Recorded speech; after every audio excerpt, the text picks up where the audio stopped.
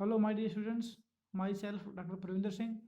आज हम डिस्कस करते हैं आर्टिफिशियल फेशियल इंसेमिनेशन। उसमें हमारे कुछ एक टॉपिक रहते हैं और हम उसको पहले जो हमने पढ़ाया है उसको ब्रीफली एक बार डिस्कस कर लेते हैं।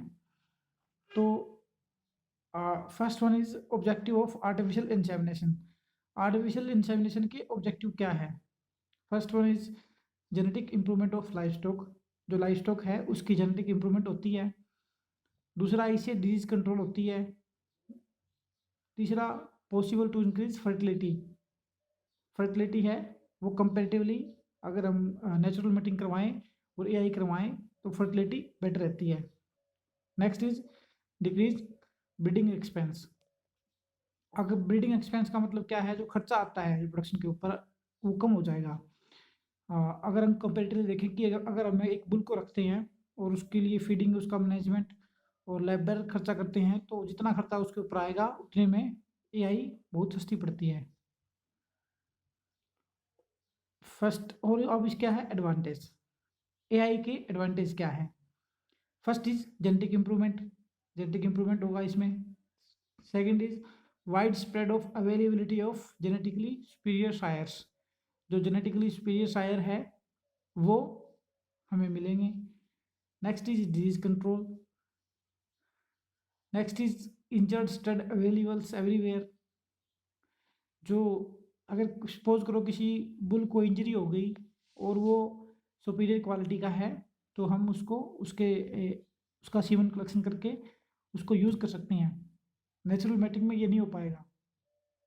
मोर valid stud proof, reduced danger from stud and cost relatively cheap. Next is disadvantage. Disadvantage is stress detection must be good. Stress detection है वो सही होना चाहिए, अदरवाइज एआई है वो गलत होगी।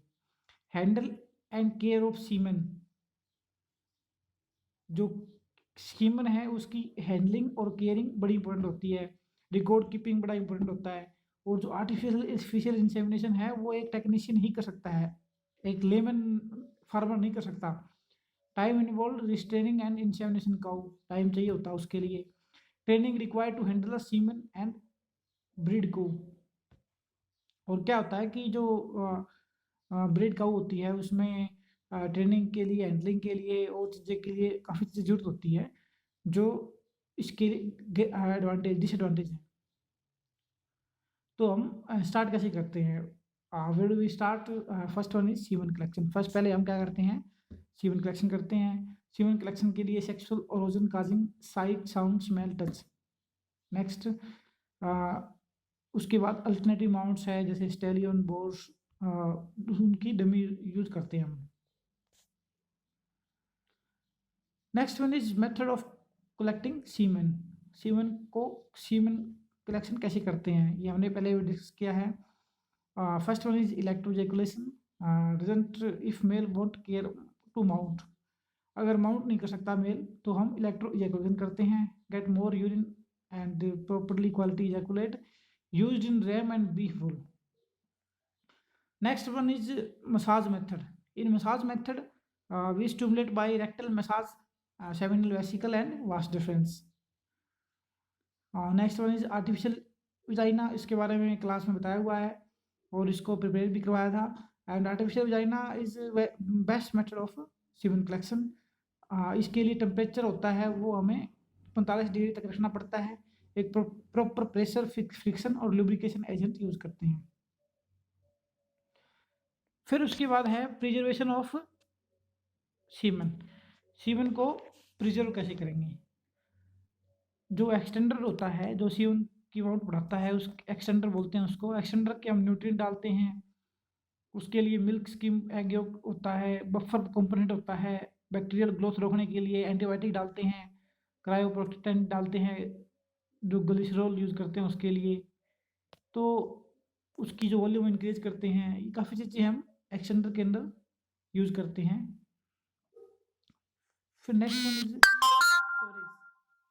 स्टोरेज में हम क्या करेंगे कि after collection and extend the semen is put into the semen straw and that straw is placed into a liquid nitrogen tank. and each tank contain a cane which is consist of goblets containing the semen straw themselves, and make sure that the correct procedure for the squeezing semen in a liquid nitrogen is followed. तो हमने extension कर लिया, extender मिला दिया, उसके बाद हम क्या करेंगे, इसकी थाविंग करते हैं। थाविंग बड़ी इंपॉर्टेंट है। थाविंग के लिए हम we use procedure recommended by the semen supplier. हम उसको 35 डिग्री सेल्सियस पे 30 से 60 सेकंड्स के लिए थाविंग करते हैं। आइस वाटर फॉर 3 मिनट्स, अगर आइस वाटर में हमने स्टोर कर रखी है तो 3 मिनट्स उसमें वो करेंगे, थाविंग करेंगे। और पॉकेट था भी कर सकते हैं। Is very careful when removing the straw from nitrogen tank. Next one is detection of estrus. Detection of estrus is very important for cow। 12 घंटे के बाद जो स्टैंडिंग हीट होती है उसके 12 घंटे के बाद हमें इंसेमिनेशन करना है। 100 के अंदर 24 से 36 घंटे के बाद, estrus की साइन आने के 24 से 36 घंटे के बाद। शीप के केस में, गिल्ट के केस में लिखते हैं 12 से 24 घंटे के बाद, और शीप के केस में 12 से 18 कम से कम देखना है। 12 से 18 घंटे के बाद हमें एआई करनी है। हॉर्स में एआई करते हुए ध्यान रखना है कि हॉर्स में हर दूसरे दिन, हीट के तीसरे दिन के बाद हर दूसरे दिन एआई करनी है। उसमें जो एआई साइकिल है वो इस साइकिल है वो थोड़ी लंबी चलती है, इसीलिए वो कंसीव नहीं हो पाते। और every second day of beginning on third day of heat. If you have collected the semen and detect the estrus of the female, you can begin to inseminate. That is general protocol. And अगर हम insemination protocol की बात करें तो rectal और vaginal method follow किया जाता है। Next one is thing you need. आपको क्या जरूरत पड़ेगी? फर्स्ट, आपको आपके पास ग्लो होनी चाहिए, प्रॉपर उसके अंदर लुब्रिकेशन होनी चाहिए, पीपेट होनी चाहिए, pipette with syringe, next semen straw, ये कुछ एक चीज़ें आपके पास होनी चाहिए। नेक्स्ट वन इज प्रोसीजर क्या होना चाहिए उसके लिए? Step 1, beginning by restraining the animal. This is very important step. सबसे पहले हमें एनिमल को रिस्ट्रेन करना है क्रश के अंदर। This is very protect an animal and technician during the procedures. Crush के अंदर एनिमल्स को हम रखेंगे तो वो सेफ रहेगा, और जो टेक्नीशियन है उसको भी वो कोई नुकसान नहीं पहुंचाएगा। तो this is very important step. Next second step is the inseminators place their arm into the female rectum and usually plenty of lubrications and remove the all feces. This is allow the inseminator to palpate for cervix more easily. तो सबसे पहले हम क्या करते हैं, rectum के अंदर हाथ डाल के जो जितना भी फीसिस है उसको बाहर निकालेंगे, ताकि जो सर्विक्स है वो इजीली पैल्पेट हो उसके और उस तक हम आराम से पहुंच जाएं। और उसके लिए हाथों में बहुत सारा लुब्रिकेटिंग एजेंट है, वो हमें लगाना है।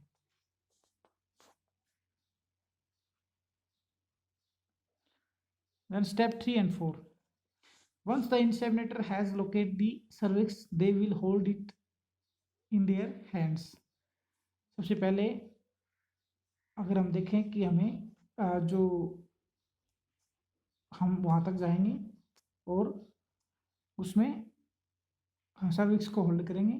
सर्विक्स को होल्ड करने के बाद using their free hands to inseminator will obtain the syringe with plastic sheets and already prepared with a straw of semen.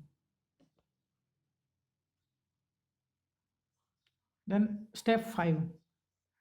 In step 5, we carefully insert the syringe with semen and being sure that not contaminate with its face or not decontaminates with the inseminator, will insert the syringe into our female vagina, and then we will continue to pass the syringe until they can pass it through the end of the cervix.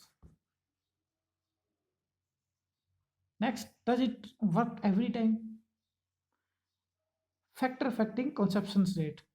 The first is time of insemination. सबसे पहले time of insemination है वो बड़ा important है।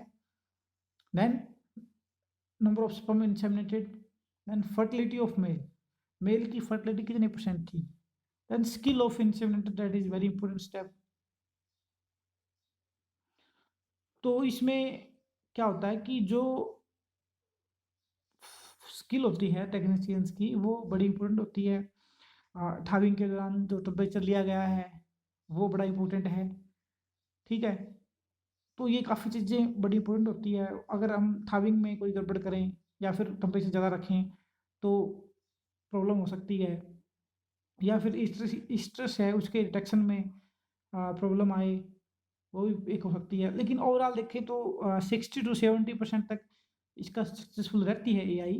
अगर हम buffalo की बात करें तो 60 से 70% तक की कामयाब हो सकती है अगर प्रॉपर प्रिकॉशन ली जाए। तो ओवरऑल जो फर्टिलिटी है वो नेचुरल मैटिंग से ज़्यादा है इसकी। तो it's also very effective, but sometimes it's doesn't give any result due to there is some disturbance during the inseminations. There is some problem. Maybe the fertility of the sperm is not so good.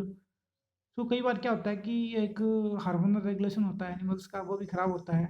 और काफ़ी चीज़ें, और AI क्यों नहीं, और काफ़ी चीज़ें हैं एआई में। एआई कब नहीं करनी चाहिए?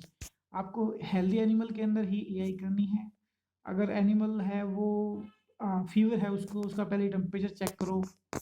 तो हेल्दी एनिमल में आपको एआई करनी है, तो फीवर है जिस एनिमल में उसमें आप एआई नहीं करोगे।